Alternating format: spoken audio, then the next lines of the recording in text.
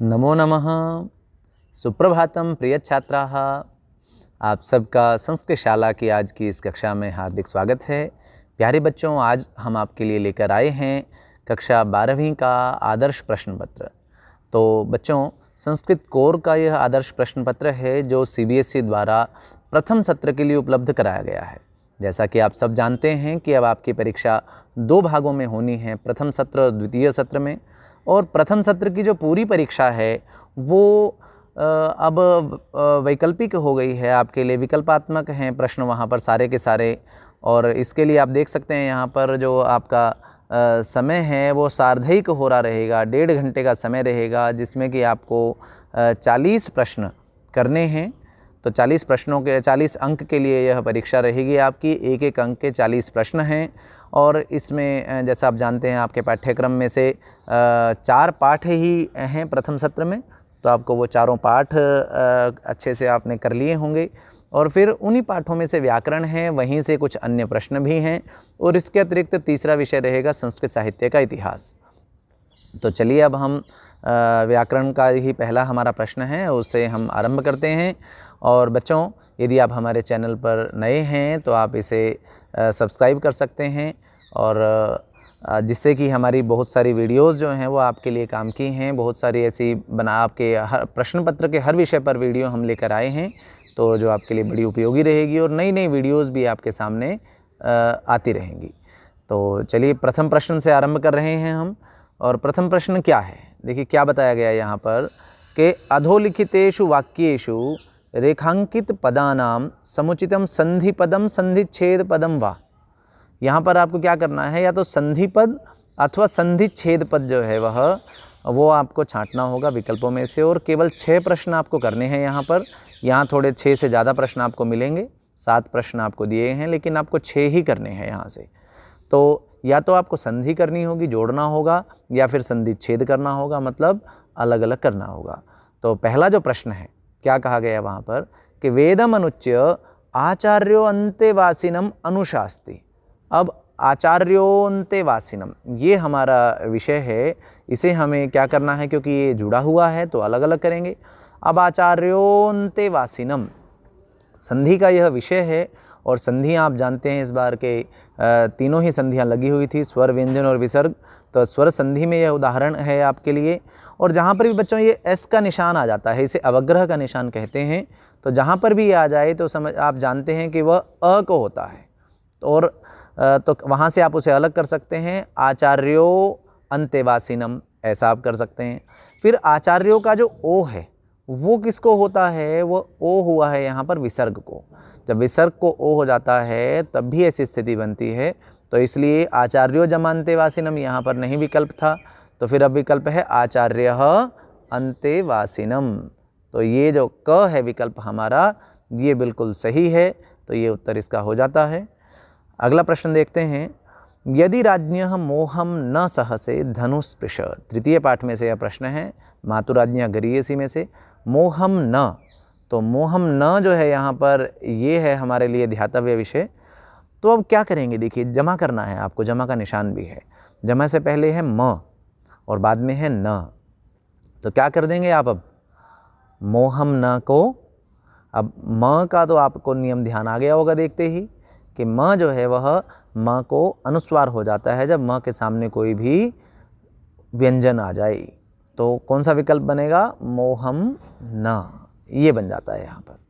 तो बच्चों, यदि आपने अभी तक यह प्रश्न पत्र न देखा हो तो आप पहले इस प्रश्न, और आप पूरा पाठ्यक्रम कर चुके हैं, तो फिर आप इस वीडियो के डिस्क्रिप्शन में हमने आपको इस प्रश्न पत्र का लिंक भी उपलब्ध कराया है। आप इस प्रश्न पत्र को आप वहाँ पर भी आप देख सकते हैं यदि आप पहले करना चाहें। और यदि आप वीडियो के साथ साथ आप करना चाहते हैं तो फिर वीडियो को आप वहाँ पर पॉज करके और आगे आप बढ़ते रहेंगे, उस तरीके से भी आप कर पाएंगे इसे।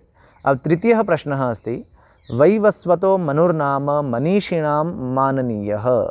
अब मनुर्नाम ये हमारे सामने शब्द है, मनुर्नाम ये इकट्ठा है शब्द, संधि हुई है यहाँ पर, अलग अलग आपको करना है, विच्छेद करना है। तो क्या बनेगा, अब मनुर्नाम पीछे से आप ऐसे में क्या करें, जब भी आपको संधि करने अलग करना हो तो आप या तो आरंभ से या अंत से कोई शब्द आप अलग करने की कोशिश करें। यहाँ पर आप नाम को अलग कर सकते हैं, तो र में संधि है और र किसको होता है, विसर्ग को। तो और संधि में एक बात ध्यान रखिएगा आप कि जमा से पहले और बाद वाले वर्णों पर कोई असर नहीं पड़ता है। तो यहाँ कौन सा विकल्प बनेगा उत्तर में, ग विकल्प है, मनुः जमा नाम, ये विकल्प उत्तर में बन जाता है। तो अब आगे बढ़ते हैं, अगले उदाहरण देख लेते हैं हम संधि के। अब चतुर्थ प्रश्न है हमारे सम्मुख। यह चतुर्थ प्रश्न में क्या कहा गया है, एवं उपासितव्यम एवं चैतदुपास्यम। अब चैतदुपास्यम ये हमारा यहाँ पर विषय है। चैतदुपास्यम में आप देख सकते हैं कि ये संधि युक्त पद है, आपको यहाँ पर संधि विच्छेद करना है।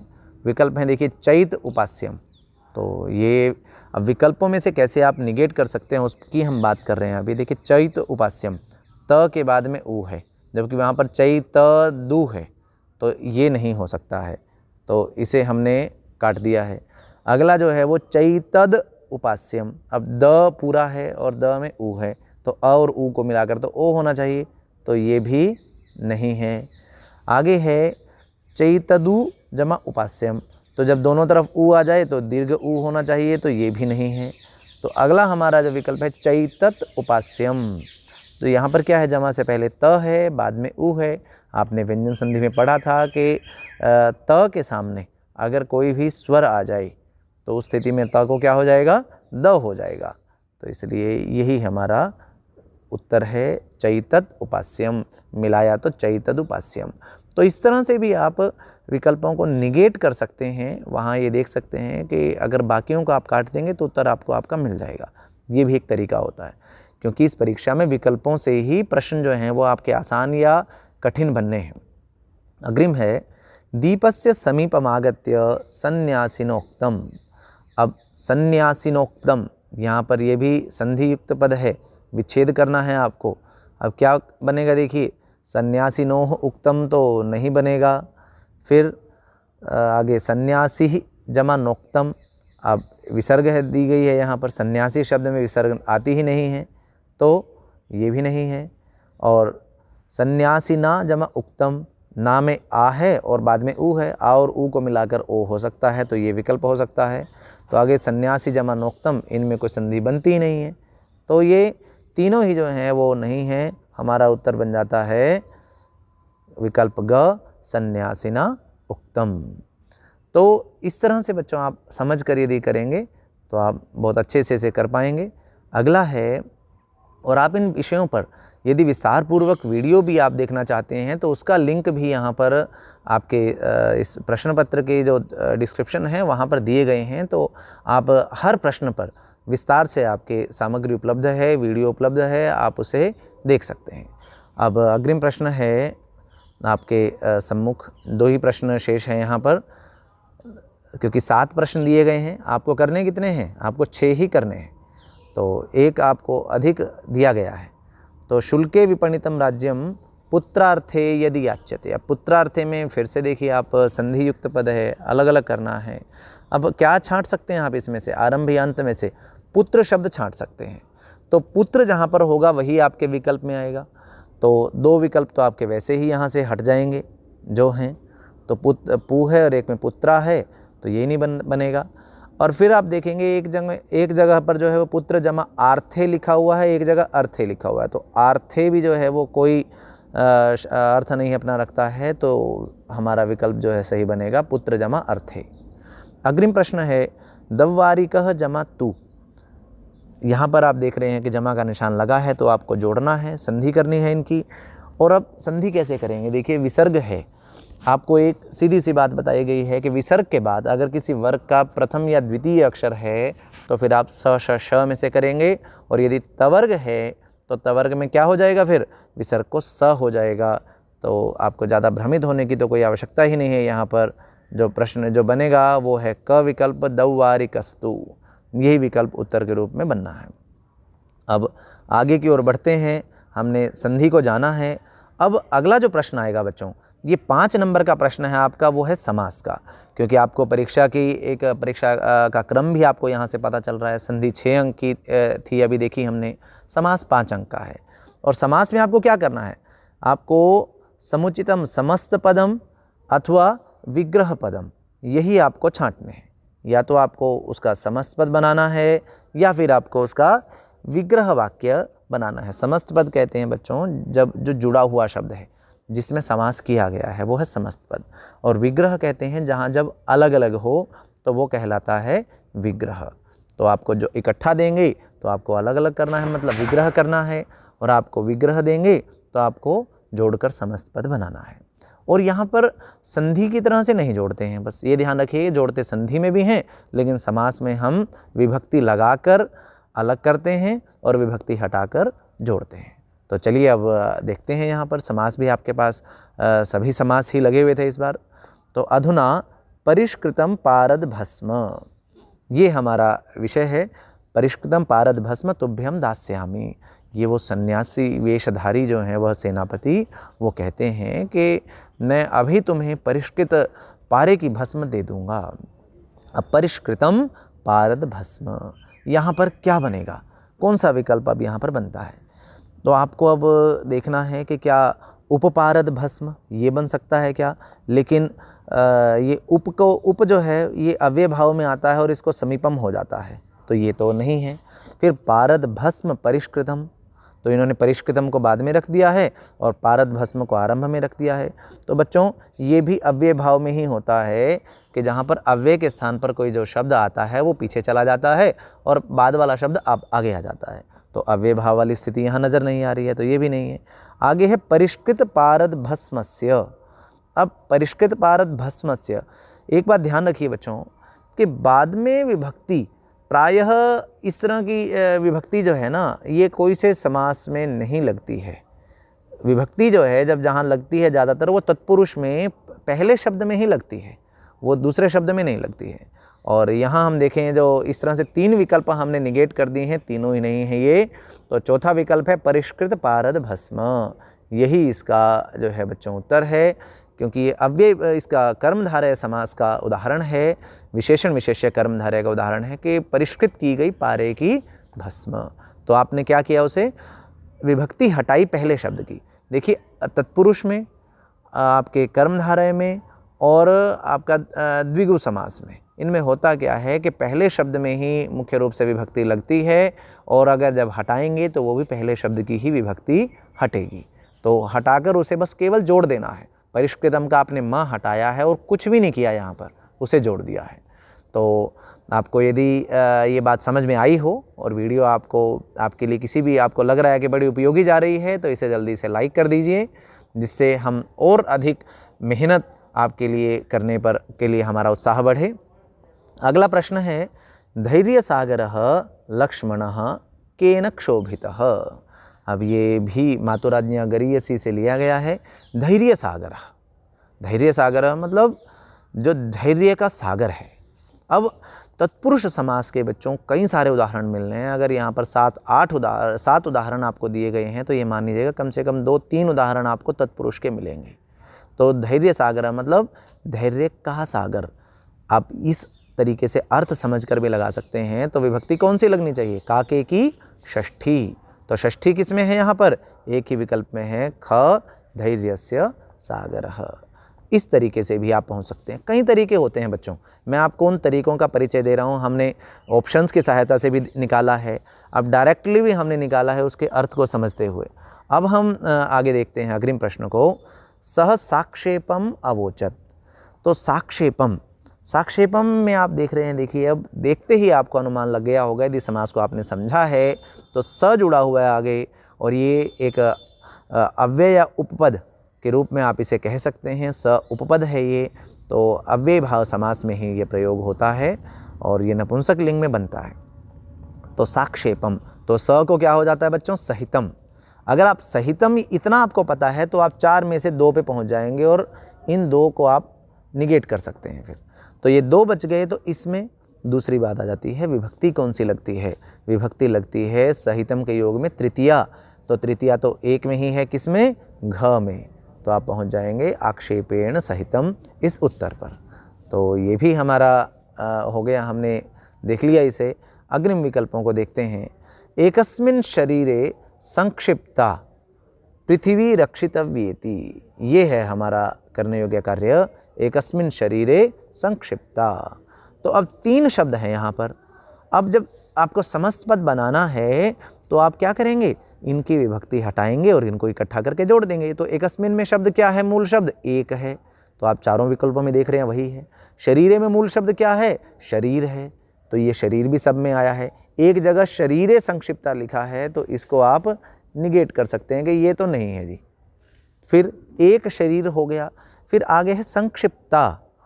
अब अंतिम शब्द है, क्या अंतिम शब्द की भी आपको विभक्ति हटाएंगे आप यहाँ पर, क्योंकि कौन सा लग रहा है आपको समास, या तत्पुरुष समास का उदाहरण है, तो अंतिम शब्द की विभक्ति नहीं हटती है क्योंकि वही तो प्रधान होता है।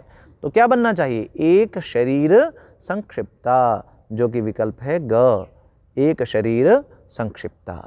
तो इस तरह से आप निकालेंगे। अगला है प्राप्त परिचय पत्राः एव प्रविशन्ति, ये वो कह रहा है द्वारपाल उस सन्यासी वेशधारी सेनापति को।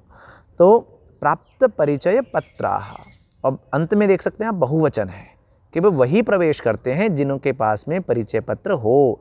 प्राप्त कर लिया है परिचय पत्र जिन्होंने, या प्राप्त कर लिया गया है परिचय पत्र जिनके द्वारा। तो अब प्राप्तम परिचय पत्रम, प्राप्त परिचय पत्र से बन गया प्राप्तम परिचय पत्रम, ये तो चारों विकल्पों में यही है। तो फिर आगे अब येन सह येभ्यः ते यैः ते, यहाँ से बनेगा। अब जिनके द्वारा प्राप्त कर लिया गया है परिचय पत्र, ये सेंस निकलती है। तो अब से के द्वारा इस अर्थ में कौन सी विभक्ति लगती है, तृतीया लगती है। तो फिर क नहीं है और ये ख भी नहीं है, यस्मात् है यहाँ पर, तो पंचमी है। तो फिर तृतीया अब यहाँ पर है, देखिए एक वचन है येन में और यही में बहुवचन है। अब आपको ये देखना है कि यहाँ ये एक वचन आएगा या बहुवचन आएगा, क्योंकि ये शब्द बहुवचन में है। प्राप्त परिचय पत्राः, ये बहुवचन में शब्द है, तो इसलिए फिर बहुवचन में ही हमें जाना पड़ेगा। तो घ विकल्प बन जाएगा प्राप्तम परिचय पत्रम यैः ते। तो इस प्रकार ये हमने जाना है। आगे बढ़ते हैं। अगला उदाहरण है यानि अनवद्यानि कर्माणि तानि सेवितव्यानि। अब अनवद्यानि, ये इस तरह का एक उदाहरण मुझे पूरा विश्वास है कि आपके पास में परीक्षा में भी आएगा ही आएगा। अनवद्यानि, ये नए तत्पुरुष समास का उदाहरण है, बिल्कुल सीधा सा काम है, जुड़ा हुआ है, ये अलग करना है। तो जब आप विपरीतार्थक बनाते हैं ना, अज्ञानम या अज्ञानम का अज्ञानम, या फिर पूर्व का अपूर्व, ऐसे ही अवध्य का अनवध्य। अब आगे ये अन जुड़ा मिल सकता है आपको या फिर अजुड़ा मिल सकता है, तो दोनों के स्थान पर जब अलग करेंगे तो सिर्फ न आप वहाँ पर लगा देंगे। अब अन की जगह तो न लग गया है, तो न दो में लगा हुआ है, तो न वद्यानी है या फिर न अवद्यानी है। क्योंकि अन लगा है तो अन बच्चों तभी लगेगा, क्योंकि जोड़ना भी आता आएगा आपके पास में ये, तो जान लीजिए अन तभी लगेगा जब उस शब्द के आरंभ में कोई स्वर होगा, नहीं तो अ लगेगा। जैसे पूर्वः अपूर्वः, ज्ञानम अज्ञानम, लेकिन जब कोई स्वर आएगा जैसे उपस्थितः अनुपस्थितः, इस प्रकार से। तो यहाँ पर अन लगा है तो ये ग विकल्प ही बिल्कुल सही है, न अवद्यानि। आगे है त्यागाय मितम भाषन्ते ये तेषाम। तो मितम भाषन्ते ये तेषाम, ये भी बहुव्रीहि समास का उदाहरण है। तो मितम भाषन्ते, तो यहाँ से हमने मित ले लिया और मितम भाषन्ते ये तेषाम, और ये एक तरह से हम दोनों ही तरह की स्थितियां हैं यहाँ पर। ये जो आपका उपपद तत्पुरुष समास है, तत्पुरुष का एक भेद है, वह भी स्थिति है, वहाँ पर क्रिया आ जाती है बीच में। यहाँ पर भाषन्ते ये क्रियापद है, तो इसलिए हम उन्हें क्या कहेंगे, मितभाषी। हम उन्हें मितभाषी कहते हैं, जो मितम भाषन्ते, जो मित बोलते हैं। ये एक विशेष उदाहरण है, आप इसे ध्यान से समझ लीजिए। तो मितभाषी बोला, लेकिन मितभाषी बोलते ही उत्तर पूरा नहीं हुआ है, क्योंकि ख में विकल्प मितभाषी भी है देखिए, लेकिन मितभाषी बोला तो उत्तर पूरा नहीं हुआ। ये तेषाम, तेषाम षष्ठी विभक्ति है, तो हमें उसमें षष्ठी लगानी पड़ेगी। तो क्या बनेगा, मितभाषिणाम। तो विकल्प बना है क, ये मितभाषिणाम, ये उत्तर है हमारा। तो इस तरह से समास के भी हमने देखे हैं। ध्यान रखिएगा बच्चों, 7 आपको यहाँ पर मिलेंगे प्रश्न, आपको 5 ही करने हैं इनमें से, जो भी आपको बेस्ट 5 आते हैं, श्रेष्ठ आपके रहेंगे, जहाँ पे आपको यकीन है कि मेरे बिल्कुल सही हैं ये। अब अगला प्रश्न कर लेते हैं। यहाँ पर क्या करना है आपको, प्रकृति प्रत्यय आधारित ये आपका प्रश्न है। तो प्रकृति प्रत्यय आधारित प्रश्न में आपको करना क्या है, आप करेंगे यहाँ पर अपना जो कार्य है आपका, आपको उस प्रकृति प्रत्यय को या तो आपको अलग अलग करना है, संयोजित करना है, या फिर आप विभक्त करेंगे उसे, संयोजितम विभाजितम वा, या तो वो जोड़ना है आपने या फिर उन्हें अलग अलग करना है। तो वो आपको पता चल जाएगा प्रश्नों से। देख लेते हैं यहाँ पर, युक्ताः आयुक्त च यथा वर्तेरन तथा वर्तेताः। तो आयुक्त ये हैं आपके करणीय जो शब्द हैं 3। आ उपसर्ग के बाद युज धातु है और क्त प्रत्यय है। अब क्त में से क्या बचता है, त बचता है, तो बन गया आयुक्त। अब क्त प्रत्यय ऐसा है, आप सिर्फ इतना बना के नहीं छोड़ सकते हैं, आपको उसका वाक्य की दृष्टि से उसे देखते हुए आपको उसमें वचन और विभक्ति भी लगानी पड़ेगी। तो युक्ताः शब्द हमें संकेत कर रहा है कि आयुक्त शब्द में भी बहुवचन बनेगा। तो युक्ताः को भी आयुक्त को भी युक्ताः जैसा बनाएंगे तो क्या बनेगा, आयुक्ताः। तो ये घ विकल्प हमारा बिल्कुल सही हो गया। अगला है श्लाघ जमा अनियर काले अत्र भवतीं वारयितुं नोत्सहे। श्लाघ जमा अनियर, इन्हें हमें क्या करना है, जोड़ना है। तो श्लाघ जमा अनियर, अनियर का अनीय बचा, बन गया श्लाघनीय। अब ये भी एक विशेषण के रूप में प्रयोग होता है यह कई बार। तो काले इस शब्द का विशेषण है यहाँ पर, और यहाँ पर भी इस शब्द के समान सप्तमी लग जाएगी, तो बन जाएगा श्लाघनीय। ये बन गया है। तो बाकी विकल्प जो हैं वह सही नहीं है। अगला है हंत निवेदितम अप्रभुत्वम। अब अप्रभुत्वम में यहाँ जुड़ा हुआ है प्रत्यय, आपको अलग अलग करना है कौन सा प्रत्यय है। अब देखिए, शुरू शब्द जो है वह चारों ही विकल्पों में अप्रभु दिया गया है, तो इसका मतलब अप्रभु शब्द है।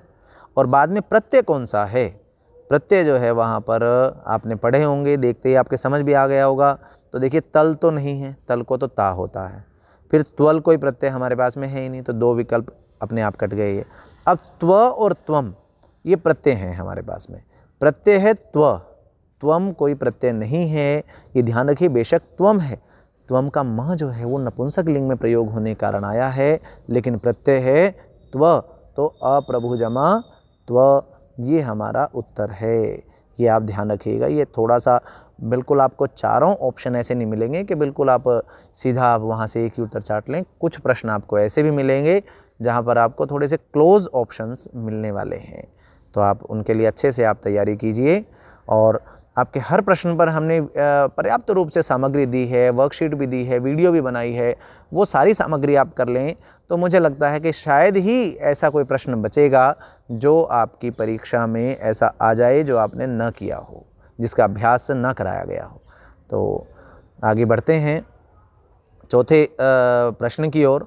अब यहाँ प्रत्यय कौन सा है, यहाँ देखिए क्या स्थिति बन रही है कि सधर्मचारिन जमा गीप, गीप प्रत्यय है। अब गीप है यहाँ पर, तो गीप में से क्या बचता है, गीप में से ई बचता है सिर्फ, ठीक है। तो ई बचेगा, दीर्घ ई बचेगा, तो इसमें जुड़ जाएगा वह।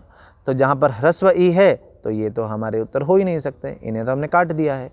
अब ये भी नहीं बन सकता है सहधर्मचारिणी, एक ही विकल्प यहाँ पर बचा है और वो है क सहधर्मचारिणी। ये ध्यान रखिएगा आप, यहाँ न को अण हो गया है, क्योंकि जिस भी शब्द में री, र या श इनमें से कोई अक्षर आ जाए, वहाँ पर उस शब्द में अगर कोई न है तो उस न को अण हो जाता है। बस एक ही शर्त है कि वो न बिल्कुल अंतिम वाला नहीं होना चाहिए। सधर्मचारिण में आप न को अण नहीं कर सकते थे, गीप जब जुड़ गया उसके बाद ही न को अण हुआ है, क्योंकि सधर्मचारिण में न अंतिम था। अगला देख लेते हैं, परम संन्यास जमा इनी, इनको जोड़ना है आपने, संन्यास जमा इनी। अब इन्हीं में से क्या शेष रहता है, इन्हीं में से बच जाता है बच्चों इन, तो क्या बन जाएगा, संन्यासिन, ये शब्द बन जाता है। अब संन्यासिन शब्द जब बन जाता है तो ये भी बच्चों विशेषण की तरह से प्रयुक्त होता है। अब विशेषण की तरह से प्रयुक्त होता है तो यहाँ ये इसका और इसके आसपास के शब्दों को देखकर आपको अंदाज़ा लगाना पड़ेगा। तो वो शब्द है पंडिताः, बालाश्च। इनको देख के आप अंदाज़ा लगाएंगे तो इनमें बहुवचन है, तो सन्यासिन शब्द से बहुवचन में क्या बनता है, सन्यासिनः। तो ये हमारा जो ग विकल्प है ये उत्तर बन गया है सन्यासिनः। तो सन्यासिनः पंडिताः बालाश्च न किमपि प्रष्टव्याः, ऐसा वो कहता है सन्यासी वेशधारी सेनापति। तो अब हम आगे बढ़ते हैं। छठा हमारा प्रश्न है, इसमें क्या करना है, दौवारिकः तु तं नयन एव प्राचलत। अब नयन ये शब्द आया है यहाँ पर, नयन। अब नयन शब्द जब आया है तो अब आपको अलग अलग करने हैं, यहाँ पर प्रकृति प्रत्यय को छांटना है। अब प्रत्यय आपके सामने कौन से हैं देखिए, एक तो है नी जमा क्षत्री, एक है नी जमा अत। अत कोई प्रत्यय नहीं है, आप काट दीजिए इसे। नी जमा अन, अन कोई प्रत्यय नहीं है, इसे भी आप बिल्कुल निगेट कर सकते हैं। नय जमा अन, यहाँ भी अन कोई प्रत्यय नहीं है। तो प्रत्यय चारों ही विकल्प में से ये एक उदाहरण है जो आपके बिल्कुल जो सरल प्रश्न होते हैं उनका उदाहरण है। एक ही विकल्प बिल्कुल सही जा रहा है, जिसे छांटना बिल्कुल भी कठिन नहीं है यदि आपने प्रत्ययों को थोड़ा सा भी समझा है।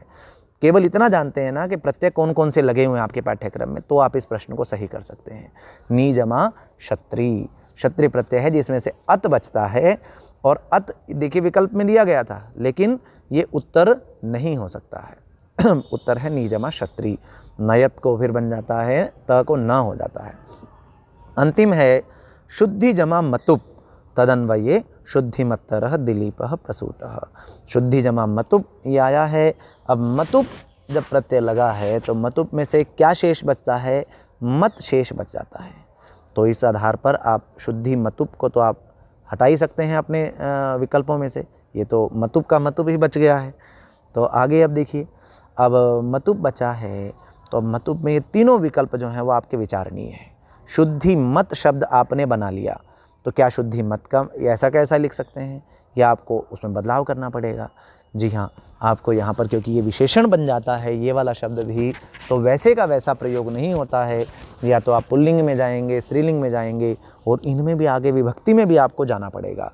तो यहाँ बनेगा आपके लिए, क्योंकि अन्वय शब्द में सप्तमी है तो शुद्धि मत शब्द में सप्तमी लगाएंगे तो बन जाएगा शुद्धिमती। ये आपको आपकी अच्छे से परीक्षा लेने वाला प्रश्न था। इस तरह के प्रश्न भी आपको नहीं ज़्यादा तो 40 में से बच्चों 5 से 10 प्रश्न आपको इस तरह के भी मिलने वाले हैं। तो आप इसके लिए भी अच्छे से अपनी तैयारी रखिएगा। तो इस तरह से प्रत्यय जो हैं वह उन्हें हमने कर लिया है। 6 अंक के प्रत्यय थे, 7 प्रश्न आपको दिए गए थे, कोई 6 आपको यहाँ से करने थे। अब यदि आपको प्रत्यय का ये प्रश्न समझ आया हो तो जल्दी से आप इस वीडियो को लाइक कर दीजिए। आगे बढ़ते हैं हम चौथे प्रश्न की ओर, जहाँ पर उपपद विभक्ति ये बताई गई है, उपपद विभक्ति पूछी गई है हमसे। समुचितम उपपद विभक्ति रूपम चिनुत। तो अब देख लेते हैं, केवल 3 ही प्रश्न आपको करने हैं। यस्याह रिक्त स्थानम समम भर्ता अस्ति, तीसरे पाठ में से लिया गया है। ये राम जो है वह कंचुकी को बता रहे हैं कि मेरी माँ जो है वह क्यों वो हमारा बुरा चाहेंगी। यस्याह रिक्त स्थानम समम, अब ये समम शब्द को देखते ही आपको अनुमान लग जाना चाहिए कि जहाँ पर भी सह, साकम, समम, सार्धम इनमें से कोई शब्द आ जाता है तो तृतीया विभक्ति लगती है, और वो केवल एक में ही है, शक्रेण में। तो इस आधार पर आप इसका उत्तर निकाल सकते हैं। तो आपको वाक्य में दिए गए वाक्य में कुछ वो कोई क्लू पहचानना है, उस आधार पर आपको आगे बढ़ना है। अगला है रिक्त स्थानम प्रियधनम आहृत्य प्रजातंतुम माँ व्यवच्छेदसीह। तो प्रियधनम आहृत्य, प्रियधन लाकर। अब प्रियधन लाकर, क्या आचार्य को प्रियधन लाकर, या आचार्य के द्वारा प्रियधन लाकर। अब लाना जो होता है ना वो किसी के लिए लाना होता है, क्योंकि क्या लाना है वो तो प्रियधन लेकर आना है। तो वो जो लेकर आए किसी के लिए लेकर आया जाएगा, तो के लिए अर्थ में चतुर्थी विभक्ति लगती है। तो इस आधार पर आचार्याय ये विकल्प हमारा उत्तर बनता है। अब अग्रिम जो शब्द है, वाक्य है, रिक्त स्थानम न प्रमदितव्यम। जब प्र जमा मद, प्रमाद करना मतलब आलस्य करना, ये शब्द जुड़ जाए तो आलस्य करने के अर्थ में वहाँ पर जिससे आलस्य करने को या न करने को कहा जा रहा है तो उसमें कौन सी विभक्ति लगती है, पंचमी विभक्ति लगती है। तो पंचमी यहाँ पर एक में ही है, वो बन जाएगा क धर्मात्, हमारा उत्तर हो गया है। तो तो धर्मात् न प्रमदितव्यम, पहले पाठ में बच्चों ये 4-5 इस तरह के उदाहरण हैं। धर्मात् न प्रमदितव्यम, कुशलात् न प्रमदितव्यम, सत्यात् न प्रमदितव्यम, इस तरह के कुछ उदाहरण हैं। आप इन्हें देख लीजिए अच्छे से, और आपको दी गई वर्कशीट में भी ये दिए गए थे। अगला है वैवस्वतः मनुः रिक्त स्थानम आद्यः आसीत्। आद्यः मतलब पहले, पहले थे किनमें, जब किसी की तुलना की जाए और बहुतों में से एक को छांटा जाए, मतलब कहा जाए कि वो इतनों में श्रेष्ठ हैं, तो वहाँ पर ही ध्यान रखिए, वहाँ पर षष्ठी और सप्तमी विभक्ति ये दोनों लगती हैं। तो यहाँ पर देख लीजिए कि दोनों नहीं मिलेंगी, आपको एक ही मिलेगी। महीक्षित में प्रथमा है, महीक्षितई में तृतीया है, महीक्षितः में भी प्रथमा है, और महीक्षिताम यहाँ पर है षष्ठी विभक्ति। महीक्षित कहते हैं राजा को, राजाओं में भी वह आद्य थे। तो इस तरह से हमने 4 प्रश्न दिए गए थे, 3 ही करने थे, हमने सभी के उत्तर जान लिए हैं। तो इतना पार्ट जो है बच्चों, आधा प्रश्न पत्र आपका हो चुका है। ये आता है आपके व्याकरण में से, और व्याकरण क्योंकि पाठों में से ही है, तो अब पठित अवबोधन जो 10 अंक का है, 10 अंक तो ये हो गए पाठों में से, और 20 अंक के व्याकरण है, तो ये 30 अंक आपके पहले 4 पाठों में से हैं बच्चों। यदि आपने उन चारों पाठों को तसल्ली से कर लिया है, बढ़िया से कर लिया है, तो ये 30 अंक आपके 30 में से 30 आप यहाँ पर ले सकेंगे। अब हम देखते हैं भाषिक कार्य वाले प्रश्न को। पठित अवबोधन में 2 ही प्रश्न हैं हमारे सामने। एक तो है कि भाषिक कार्यम, जो कि आप पहले भी करते आए हैं, जो गद्यांश वगैरह में आप करते थे, उसी तरह का है यहाँ पर काम ये, तो वो आपको करना है। तो अब हम देखते हैं यहाँ पर किस किस तरह के प्रश्न हमारे सम्मुख रहेंगे। तो पहला प्रश्न है दुष्टः प्रियः अपि तस्य त्याज्यः आसीत्। इतना तो दिया है इन्होंने, इसमें से बताना। अब पूछ क्या रहे हैं कि अत्र सज्जनः, इस पूरी लाइन में से ना जो बताना है आपने, वो सज्जनः के आधार पर बताना है कि सज्जनः इति पदस्य विलोम पदम किम। सज्जन शब्द के बारे में बताना है, और क्या बताना है, उसका विलोम पद बताना है। ये 2 बातें आपको पता होना जरूरी हैं बच्चों। आरंभ में ही बता रहा हूँ इस प्रश्न के। भाषिक कार्य प्रश्न को जब आप करें तो अपने मन में समझते हुए 2 प्रश्न करें कि किसके बारे में बताना है, और नंबर 2 बात है कि क्या बताना है। तो किसके बारे में बताना है, यहाँ सज्जनः, सज्जनों के बारे में बताना है, इस शब्द के बारे में बताना है, और इसका विलोम पद, विलोम पद मतलब ये कीवर्ड है यहाँ पर। विलोम पद विशेषण या फिर इत्यर्थे या पर्याय पद, समानार्थक, क्रियापद, कर्ता पद, ये कीवर्ड्स हैं सारे। इनको आप अच्छे से आप समझ चुके हैं पिछली वीडियोस के माध्यम से। विलोम पद मतलब विपरीतार्थक। तो सज्जन का विपरीत क्या बनेगा, दुर्जन बनेगा। दुर्जन नहीं है यहाँ पर, और इन्हीं में से छांटना है जो विकल्प हैं। तो क्या प्रियः है, क्या त्याज्यः है, क्या तस्य है, या फिर दुष्टः है। तो बच्चों दुष्टः बनेगा उत्तर हमारा। यदि आपने प्रश्न को समझ लिया तो आपके लिए उत्तर देना जो है वो बिल्कुल आसान हो जाएगा, क्योंकि पहले जब ये बिना विकल्पों के प्रश्न आता था बच्चों तो थोड़ा सा कठिन हो जाता था, क्योंकि उत्तर आपको फिर स्वयं बनाना पड़ता था। अब उत्तर बना हुआ है, केवल छांटना है। आगे देखते हैं कि सन्यासिनः अपि कठोरैः भाषणैः तिरस्करोषि। अत्र विशेषण पदम किम, यहाँ विशेषण पद कौन सा है। विशेषण कहते हैं बच्चों जो विशेषता बताए, जो कोई खासियत बताए किसी की, ऐसा। तो यहाँ पर विशेषण पद कौन सा है, मतलब विशेषण वो एक ही होगा, है ना। तो विशेष सन्यासिनः अपि, सन्यासी भी कठोरैः भाषणैः, कठोर भाषणों से तिरस्कार कर रहे हो। सन्यासियों का भी कठोर भाषणों से तिरस्कार कर रहे हो। तो कौन सा लग रहा है आपको यहाँ पर, क्या सन्यासिनः, सन्यासी तो नहीं है ये, तो फिर क्या कठोरैः या भाषणैः या अपि, अपि भी नहीं है। तो कठोरैः और भाषणैः, क्योंकि विशेषण विशेष्य, जब विशेषण होगा तो कोई विशेष्य भी होगा वहाँ पर, और दोनों में समान विभक्ति होगी, समान वचन होगा, तो इनमें से ही है विशेषण विशेष्य। और विशेषता कौन सा शब्द बता रहा है, वो बता रहा है कठोरैः, कि कठोर किनसे, किसकी विशेषता बता रहा है, भाषणों की, कि कठोर भाषणों से, कठोर शब्दों से हमारा तिरस्कार क्यों कर रहे हो। आगे है प्रजानाम भूत्यर्थम सताभ्यो बलिमग्रहीत। यहाँ पर कल्याणार्थम इत्यर्थे, कल्याणार्थम इस अर्थ में किम पदम प्रयुक्तम। ये 2 ही बातें यहाँ पर, 2 कीवर्ड हैं, कल्याणार्थम और इत्यर्थे। कल्याणार्थम, कल्याण करने के लिए। आपको इस शब्द का अर्थ भी समझ आना जरूरी है, तभी आप छांट पाएंगे कि इस अर्थ में कौन सा पद आया है। तो कल्याण करने के लिए अब आपको ये पाठ ध्यान आ गया हो तो चौथे पाठ की यह पंक्ति है, राजा दिलीप के विषय में बताया गया है।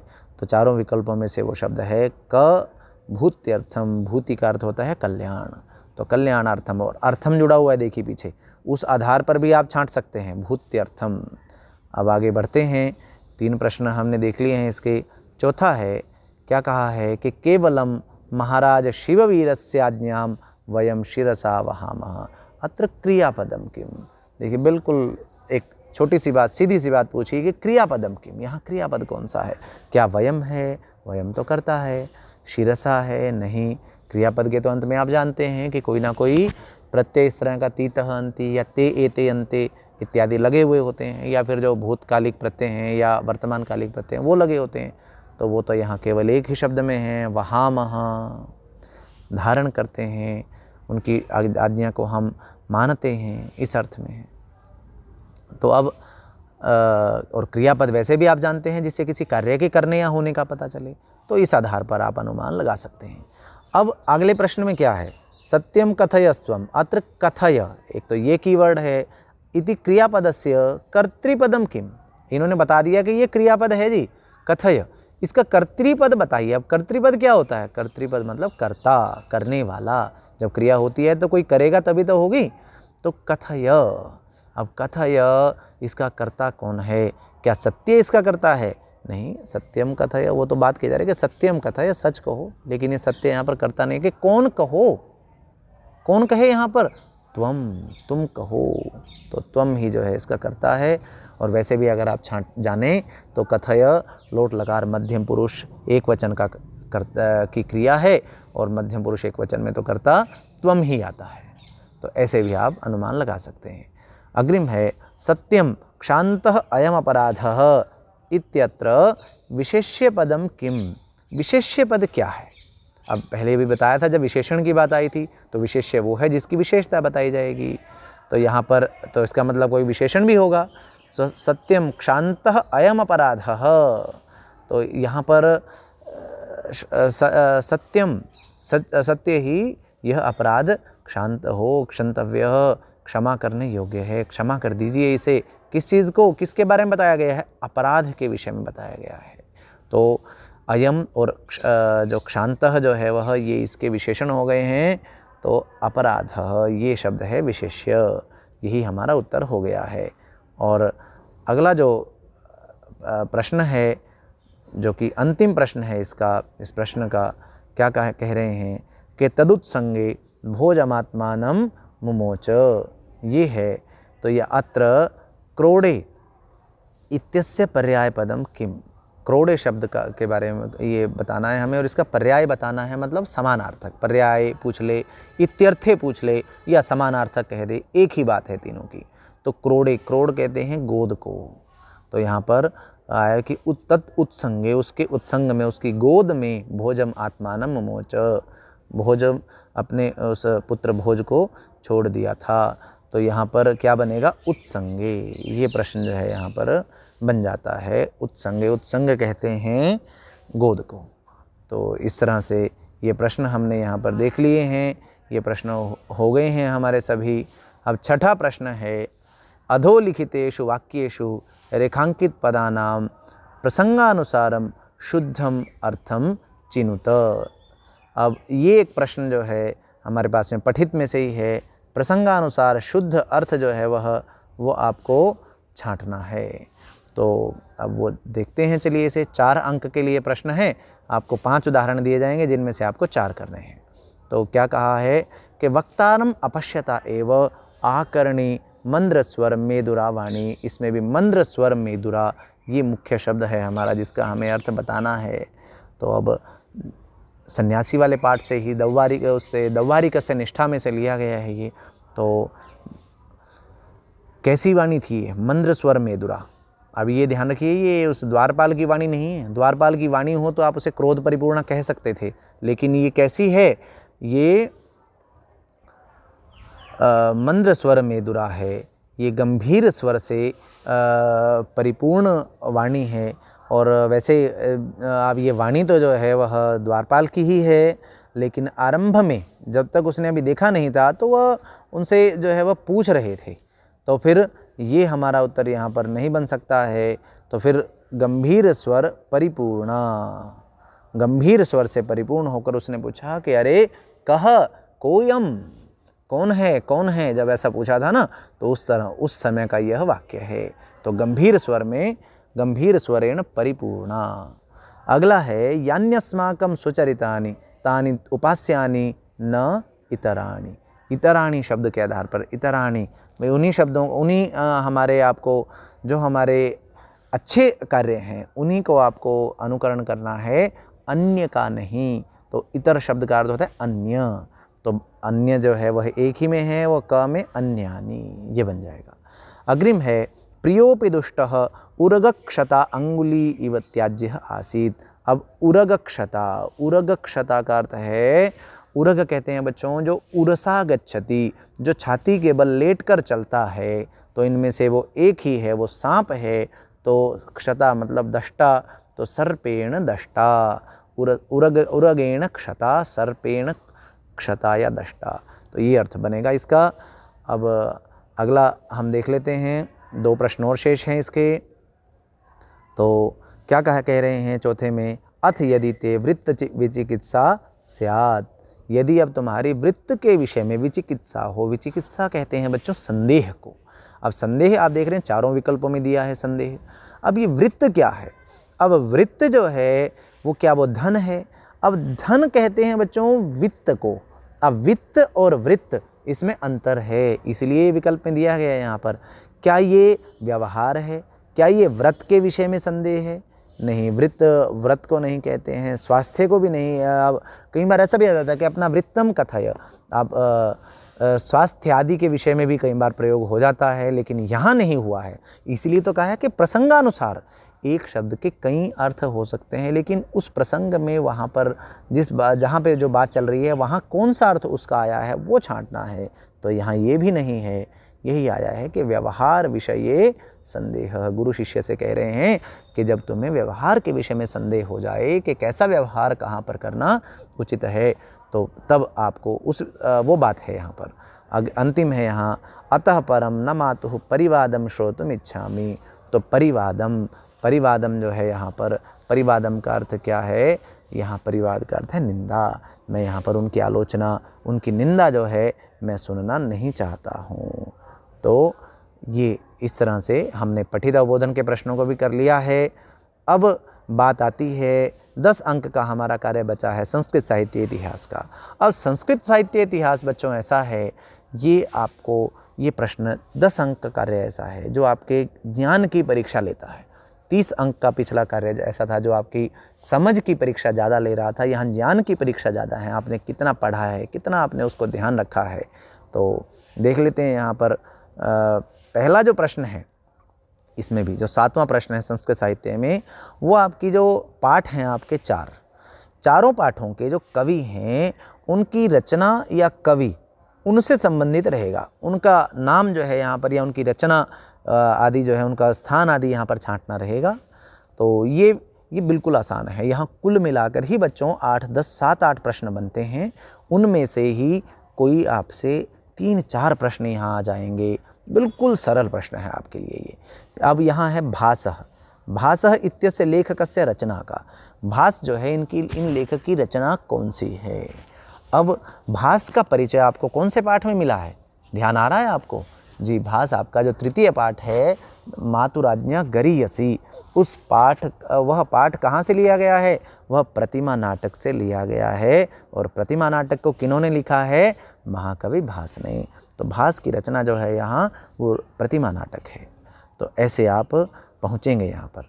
अगला है प्रजानुरंजको नृपः इति पाठस्य रचयिता कः। अब रचयिता बताना है आपने इस पाठ का।